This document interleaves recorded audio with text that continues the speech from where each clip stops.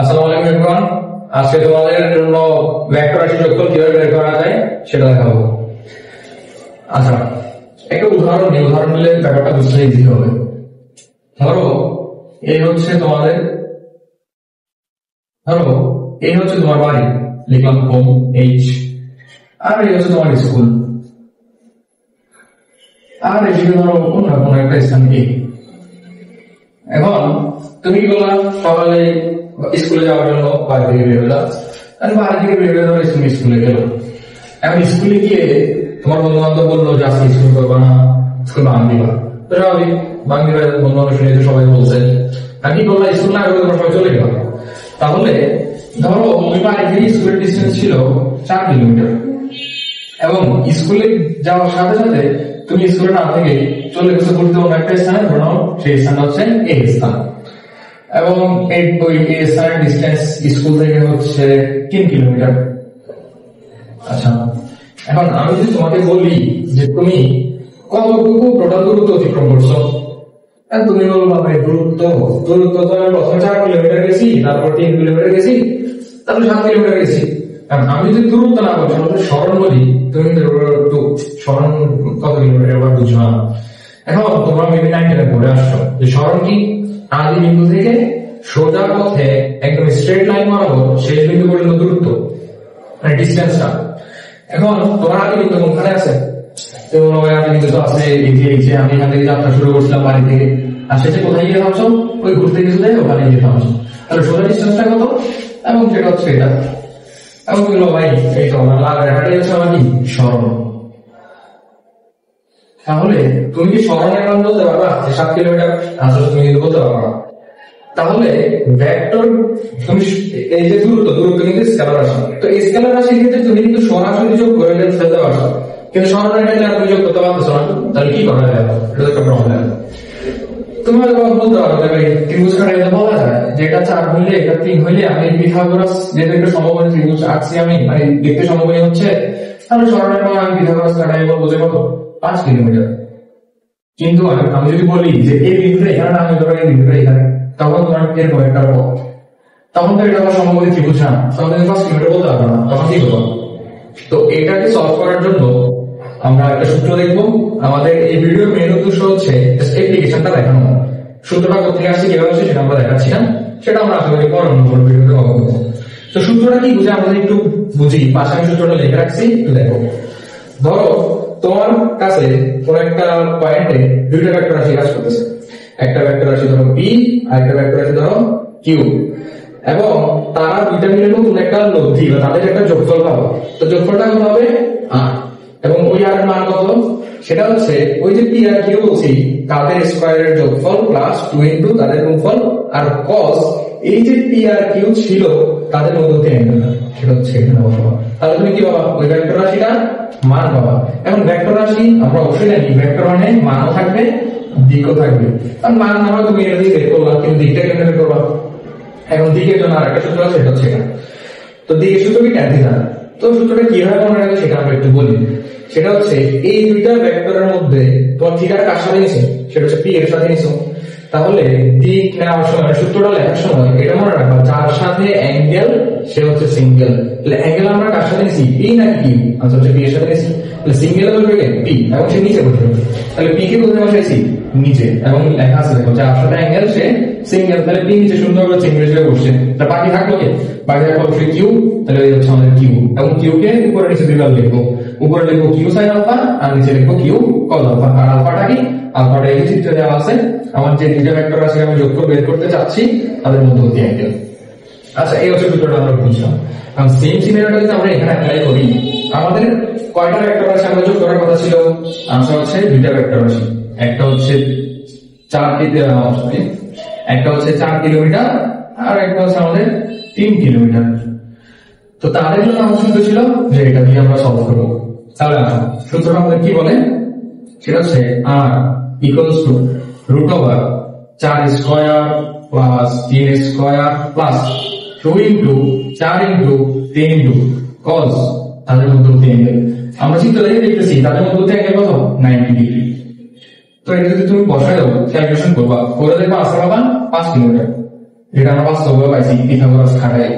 আবার তুমি যদি অ্যাঙ্গেল বের করতে চাও তাহলে অ্যাঙ্গেল কিভাবে বের করবা, যে tan থিটাতে যাও, তাহলে tan থিটা সমান সমান, আচ্ছা অ্যাঙ্গেলটা কার সাথে হবে? আচ্ছা আমরা এই যে দুইটা ভেক্টর যদি আমরা এভাবে আঁকতে চাই, একটা ছিল এদিকে 4 কিলোমিটার আর একটা ছিল এদিকে 3 কিলোমিটার। আচ্ছা এখানে আবার একটু কনফিউজ হতে পারে, কেউ ভাই 4টার দিকে 3টার দিকে আপনি 3টাকে যেখানে লিখলেন, একটা জিনিস মনে রাখবো ভেক্টর রাশিতে মান এবং দিক সমান রেখে যে কোনো দিকে মুভ করাতে পারবা। মানে কি, মানে হচ্ছে এই যে 3টা, এটার দিকটা উপরের দিকে এবং মান দিক, এটাকে এভাবে রেখে তুমি বোর্ডের যে কোনো জায়গায় মুভ করাতে পারবে, এভাবে মুভ করাতে পারবে উপরে নিচে, কিন্তু দিক সেম রাখতে হবে, মানও সেম রাখতে হবে, এভাবে এভাবে যে কোনো জায়গায় মুভ করাতে পারবে। সেজন্য আমরা এটাই করছি, টান দিয়ে এখানে নিয়ে আসছি এবং এই চিত্রটাই আমরা এখানে রেখেছি। তাহলে তাদের লব্ধিটা কোথায় হবে, আমরা মাঝখানে হবে, যেগুলো আমরা জানি লব্ধিটা আর, এবং ওই আর ভ্যালু আমরা সেভাবে এখানে পাইছি। এখন আমি থিটা আমরা বলতে চাই, এই যে 4 এর সাথে থিটাটা বলতে চাই, তাহলে নিচে যার সাথে অ্যাঙ্গেল সে হচ্ছে সিঙ্গেল, তাহলে অ্যাঙ্গেল হচ্ছে 4 এর সাথে, তাহলে 4 এখানে বসাবা প্লাস, বাকি আছে 3, তাহলে 3 এর সাথে লিখবা 3, উপরে লিখবা sin, সরি উপরে লিখবা sin, তাদের মধ্যবর্তী কোণ, এই 4 আর 3 এর মধ্যবর্তী কোণ কত, 90 ডিগ্রি, তাহলে 90, আর নিচে লিখবা 3 cos 90, এবং এখানে তোমরা ক্যালকুলেশন করবা, ক্যালকুলেশনটা আমাদের কাছে দিলাম, আশা করি পারবা। তাহলে এই দেখো আমরা এটাতে একটু বুঝতেছো যে 5 আগে পাইছি 5, এখন এটা সবচেয়ে বড় সুবিধা নাকি, তোমার ধরো তোমার এই বিন্দুতে এখানে না থাকে, এই বিন্দুটা এখানে থাকতো, তখন তোমার এটা হচ্ছে এরকম, এবং অ্যাঙ্গেলটা তখন হচ্ছে কিন্তু এই যে মানে আমরা যেটাকে আলফা বলতেছি, আলফাটা তখন হচ্ছে এত বড়, তখন আমরা কিন্তু আলফা 90 না বসে তখন আলফার ভ্যালু বসাতে পারতাম। ধরো কখনো আলফার ভ্যালু 120 ডিগ্রি, তখন তুমি এখানে একটা 120 ডিগ্রি এবং খুব সুন্দর করে ভ্যালু পেয়ে দিলাম। তো এই সূত্রটা মাত্র কোথায়, মাত্র তোমার যে কোনো অ্যাঙ্গেল হোক তুমি কি বের করতে পারবা, সুন্দর করে শর্টকাট ভাবে ইজিলি বের করে করতে পারবা। জাস্ট কি জানতে হবে, কোন দুইটা ভেক্টর রাশি যোগফল বের করতে চাচ্ছ এবং তাদের মধ্যবর্তী অ্যাঙ্গেলটা কত, তাহলে তুমি মান পেয়ে যাবা, আবার এভাবে দিকটাও পেয়ে যাবা। এই হচ্ছে মোটামুটি এটার এফিস। আচ্ছা সূত্রটা কেমনে অ্যাপ্লাই করা হয় সেটা আশা করি তোমরা বুঝে গেছো। এখন এই সূত্রটা থেকে কিছু ছোট ছোট সূত্র বললে ভুল হবে, বেসিক কমন সেন্স একটু বের করবো, যেগুলো তোমাদের ম্যাথে খুব বেশি হেল্প করবে আর কি। তো আমরা একটু দেখি। আচ্ছা দেখো, যদি এই দুই ভেক্টরের আমরা লব্ধির সূত্র করলাম, দিকের সূত্র করলাম, এবং এখানে একটা খুবই সুন্দর একটা জিনিস যে আলফা, এই আলফাটা কি, আলফাটা হচ্ছে পি আর কিউ এর মধ্যবর্তী অ্যাঙ্গেলটা হবে, কারণ পি আর কিউ এর মধ্যবর্তী অ্যাঙ্গেল যদি 0 ডিগ্রি হয়ে যায়, যেমন এখানে দেখো যেদিকে পি কাজ করতেছে এদিকে কিউ কাজ করতেছে, তাহলে তাদের মধ্যবর্তী অ্যাঙ্গেল হচ্ছে আলফা, এবং আলফার ভ্যালু কত, 0 ডিগ্রি। যদি এমন হয় আমার সূত্রটা কি দাঁড়ায়, আমি যদি একটু দেখতে চাই, তো সূত্রটা কি লেখা যায়, r equals to root over p square plus q square plus 2pq cos, এবং তাদের মধ্যে অ্যাঙ্গেল এখন কত হয়ে গেছে, 0 ডিগ্রি। তো cos 0 ডিগ্রি ভ্যালু কত, তোমরা অবশ্যই জানো যে 1, cos 0 ডিগ্রি ভ্যালু 1, তো এখানে দিবা 1, আর 1 দিয়ে গুণ করলে 2pq কে 1 দিয়ে গুণ করলে 2pq থাকবে। তো এটা দেখো তো a square plus 2ab plus b square এর সমান, তার মানে কি a plus b whole square সূত্র এটা। তার মানে আমরা এখানে কি লিখতে পারবো, যে root over p plus q whole square, তার মানে কি দাঁড়ালো স্কয়ার রুটে কাটা গিয়ে p plus q। আচ্ছা তার মানে যদি দুইটা ভেক্টরের মধ্যবর্তী অ্যাঙ্গেলটা 0 ডিগ্রি হয়, তাহলে লব্ধি যেটা হবে সেটা ভ্যালু হবে তাদের যোগফলের সমান। আমরা একটা বাস্তব উদাহরণ দেখি। ধরো তোমার কাছে একটা বক্স আছে, এই বক্সকে ধরো একজন টানতেছে দিকে 4 নিউটন বলে, একই দিকে আরো একজন 3 নিউটন বলে টানতেছে, তাহলে তুমি কত বলবো, তুমি বলবো সুন্দর করে দেখি 3 আর 4 মিলে 7 নিউটন। যে দেখো তাহলে আমরাও কিন্তু ওইটাই পেয়েছি যে যোগফলটা একই দিকে থাকলে আনসার কি হয়, যোগফল হয়। এবং আমরা বাস্তব জীবনের উদাহরণ দিকেও আছে কি যোগই করতেছি। আচ্ছা তো সবসময় যে একই দিকে থাকবে ব্যাপারটা যেমন নাও হতে পারে, যদি বিপরীত দিকে থাকে, ধরো একজন এই যে এই উদাহরণটা দিকে একটু খেয়াল করো, ধরো পি কাজ করতেছে এদিকে আর কিউ কাজ করতেছে ঠিক তার উল্টা দিকে, তাহলে তাদের মধ্যবর্তী অ্যাঙ্গেল কত, আমরা চিত্র দেখে দেখতেছি মধ্যবর্তী অ্যাঙ্গেল হচ্ছে 180 ডিগ্রি। তাহলে আলফা এর ভ্যালু এখানে কিন্তু 180 ডিগ্রি। তখন আমার আবার আর এর ভ্যালু কি হয়ে যাবে, তখন আমরা লিখতে পারি যে r equals to root over p square plus q square plus 2pq cos, ওই যে pq হয়েছিলাম তাদের মধ্যবর্তী অ্যাঙ্গেল, তো তাদের মধ্যবর্তী অ্যাঙ্গেল কত, 180 ডিগ্রি, তো 180 ডিগ্রি বসে। আচ্ছা এখন বলো তো যে cos 180 এর ভ্যালু কত, আসলে -1, তাহলে এখানে আমরা বসাতে পারি যে cos 180 এর জায়গায় -1। তো 2p কিউব কে যদি -1 দিয়ে গুণ দিয়ে দিই তাহলে এটা কত হয়ে যাবে, এটা কাটা গিয়ে এখানে একটা মাইনাস চলে আসবে।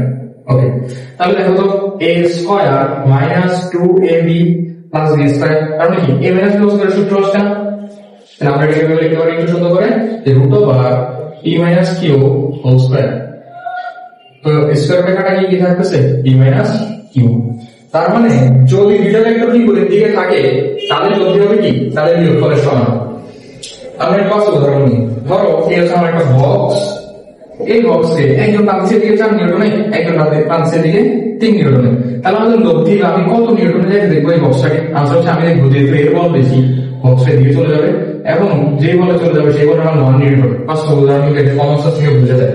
তাহলে আমরা যে লব্ধিটা পাইলাম সেই লব্ধিটা পাইলাম 1 নিউটন, এবং 1 নিউটন কেমনে পাইছি, বিয়োগ করে পাইছি। তো বাস আমাদের সূত্র তাই বলে যে যদি বিপরীত দিকে থাকে তাদের লব্ধিটা হবে কি, বিয়োগফলের সমান। এবার যদি আমার যে ফোর্স দুইটা মানে যে বল দুইটা বস্তুর উপরে কাজ করে তারা যদি পরস্পর লম্বভাবে কাজ করে, মানে আলফা এর ভ্যালু যদি 90 ডিগ্রি হয় তখন কি হবে, আমরা সূত্রে আসি। সূত্র আমাদেরকে বলে যে r equals to root over p square plus q square plus 2pq cos 90 degree. হ্যাঁ তোমরা সবাই জানো। আচ্ছা 90 ডিগ্রি কেন, কারণ আলফা এর ভ্যালু 90 ডিগ্রি, 90 ডিগ্রি। আচ্ছা cos 90 ডিগ্রি ভ্যালু কত, আনসার হচ্ছে 0। তো এটা যদি 0 হয়ে যায়, 0 দিয়ে কোনো কিছু গুণ দিলে পুরোটাই 0 হয়ে যায়, তাহলে পুরোটাই কত, তাহলে থাকলো কি root over p square plus q square. এখন দেখো আমরা মেবি একদম ভিডিও শুরুতে একটা উদাহরণ নিয়েছিলাম, উদাহরণে আমাদের যে উদাহরণটা ছিল সেখানে দুইটা ভেক্টরের মধ্যবর্তী কোণ 90 ডিগ্রি ছিল, এবং 90 ডিগ্রির কারণে আমরা কিন্তু পিথাগোরাস কাটাইছিলাম। দেখো তো এটাও সেম পিথাগোরাসের সূত্রটাই চলে আসছে না। তাহলে এই যে সূত্রটা, এটা দিয়ে তোমার অ্যাঙ্গেল যেমনই দেখ তুমি না সলভ করে ফেলতে পারবা। এখন আমরা কিছু কমন যেগুলো বারবার আসে, যেমন 0 ডিগ্রি আসে, 180 ডিগ্রি আসে, 90 ডিগ্রি আসে, এগুলো দেখাইলাম। এরকম অনেক অন্যরকম আসতে পারে, অন্যরকম আসতে কি করবা, জাস্ট আলফা এর জায়গায় তোমরা ভ্যালুগুলো চেঞ্জ করবা, তাহলে এইভাবে করে সেম ভাবে পেয়ে যাবা ভ্যালুগুলো। ওকে, আশা করি বুঝছো সবাই।